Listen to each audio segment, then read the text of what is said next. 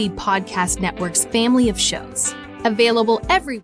Hello, everyone, and welcome back into the GSMC Fantasy Sports Podcast. For our fourth segment here on the day, we are going to be making my picks for the week. Chris's Picks makes its triumphant return to the show in all four games, I believe. Actually, only three that I believe I've chosen. Actually, four. Sorry, I'm getting a little bit mixed up here. 4 games we've chosen, perhaps the biggest of the week. And I feel like some of these games, feel like they're already done before the kickoff's even begun. But I do want to bring to light ways in which these underdogs potentially, shock some people. Maybe not win outright, because I've not been that confident in the games I've picked that some of the teams could win outright against the spread. But this week I feel more comfortable with these scenarios that I've picked, because I've started to respect certain teams from what I've seen from them. And also, I think some top teams that I'm kind of foreshadowing here are a little bit more vulnerable than we think. And they're not necessarily susceptible. They are susceptible, I believe, to some issues.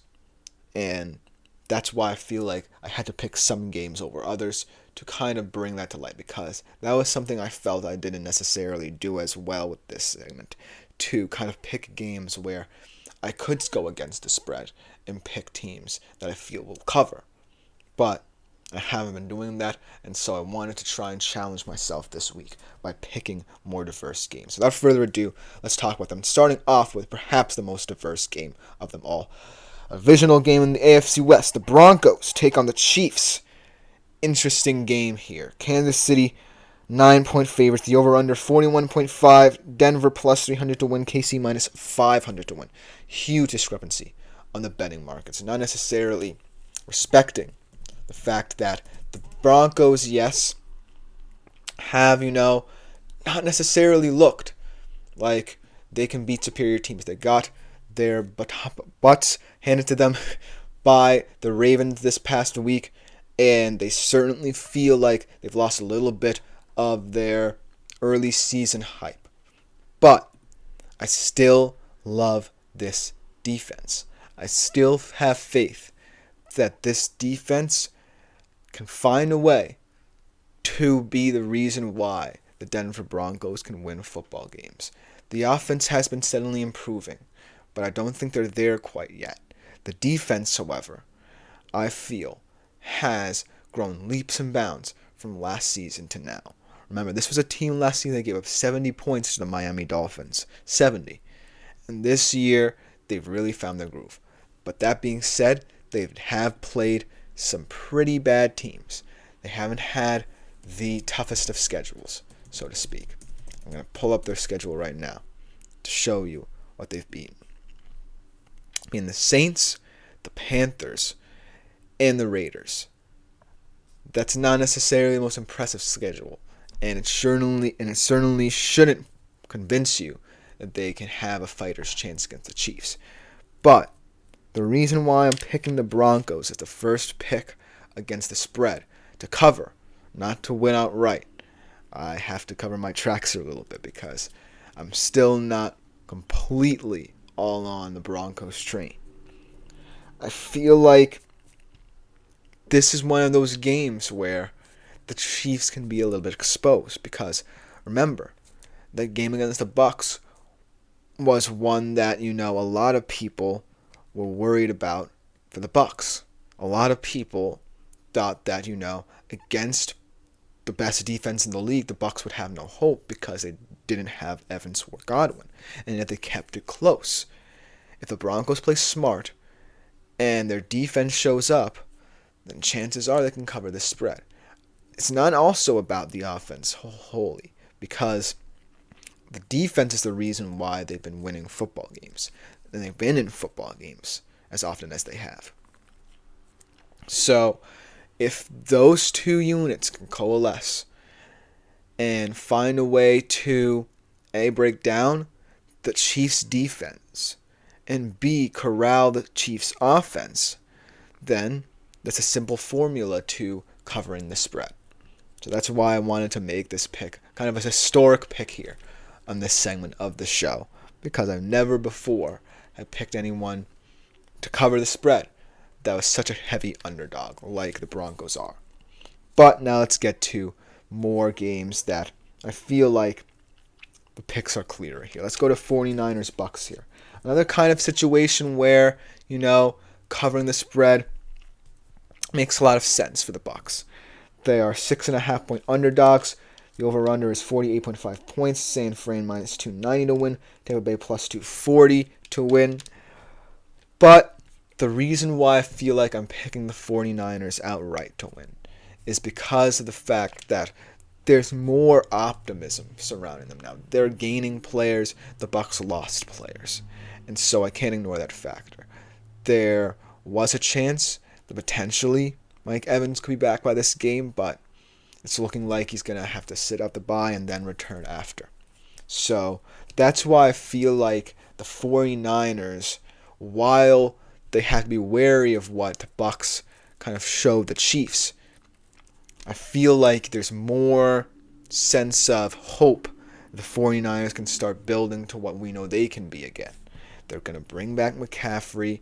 This offense is getting a little bit healthier. The defense feels like it will figure things out. And they feel set to make that push we know they can. But why the Bucks are so appealing is because of what they showed us against the Chiefs.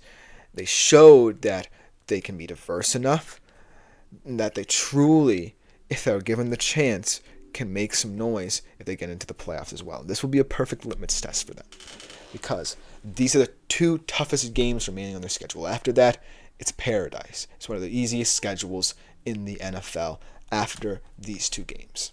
So make it through these games, potentially split them, and your gain momentum as well. But the 49ers right now are in that position already. The Bucks not quite yet. So that's why I'm taking the 49ers in this one.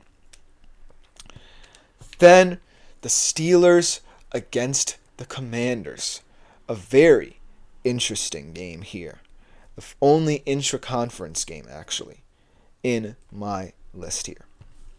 And so the reason why this game, to me, was so important is because the surprise factor is gone at this point. These teams are two true contenders.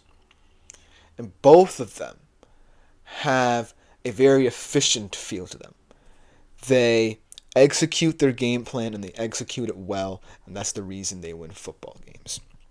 On the Steelers side of things, I feel it's more down to the fact that their culture has been like this since day one of the Mike Tomlin era. The fact that no matter how their team looks on paper, they can make it tough for you. Their defense has been one of the best over the past decades. And yes, they've had their offensive struggles over the past couple of years as well. But they seem to have found a decent formula with Russell Wilson at the helm. On the Commanders side of things, it's just about getting a rookie quarterback comfortable in an NFL system. And by doing that, you have to incorporate a lot of college-style things. And kudos to Cliff Kingsbury for going this deep into the season and allowing Jaden Daniels to play in this style. As a result, Jaden Daniels repaying the favor by being one of the best QBs in the NFL. But I kind of feel like the reason, even though the Washington Commanders are 2.5 point favorites in this one, which is a very important spread to know, the Steelers still have the upper hand. As Flashball says, when was the last time two unlikely or 6-2 teams met? Tomlin finds the path to victory. For the life of me, I can't remember, but it might have involved your Vikings, I believe, as a surprise 6-2 team. But I don't remember any matchup where two teams who not just are unlikely 6-2 teams, but are unlikely in how they're run. One being run by a very contentious veteran quarterback who we know has his flaws, and we know who has to play a certain way in order to succeed, seemingly, compared to a rookie quarterback who has taken this league by storm, but is playing in a very safe, efficient system. That's what makes this matchup so unusual, so confounding. But I still have to give it to the Steelers, as Splash Bros alluded to, because of the coaching.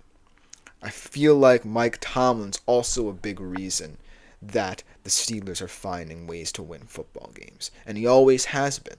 So even if, the offense looks good and the defense looks as sensational as it's been over the past 5 years or so, it's all going to come down to the fact that Mike Tomlin is someone who gets the best out of his players.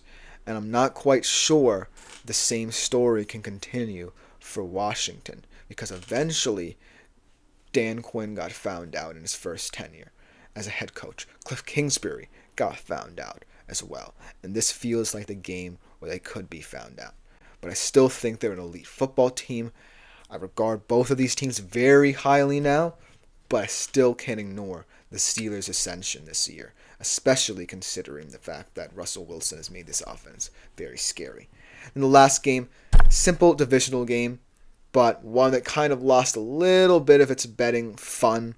Eagles-Cowboys. Philly, 7-point favorites, over under 42.5. Dallas plus 300. Philly, I believe, minus 400 in this matchup. And this one now feels a little too simple. But if there's any silver lining for the Cowboys, I kind of alluded to in my injury segment. We talked about the Dak Prescott and CeeDee Lamb injuries. Yes, it's never a good thing to kind of wish on a player's downfall. But there just seemed like so much weight and expectation for the Cowboys this season, between the tensions of the contract, between the hope the Cowboys fans had now that everything seemingly was sorted out, to now that I feel like Cooper Rush is entering a situation that, yes, seems bleak, but actually allows him to play freely and actually see what's beyond Dak Prescott and CeeDee Lamb, and how, once they return, this offense can be expanded. And that's all I want to see out of the Cowboys, because I'm sick and tired of the same old narrative that Dak Prescott and CeeDee Lamb need to be the faces of this franchise.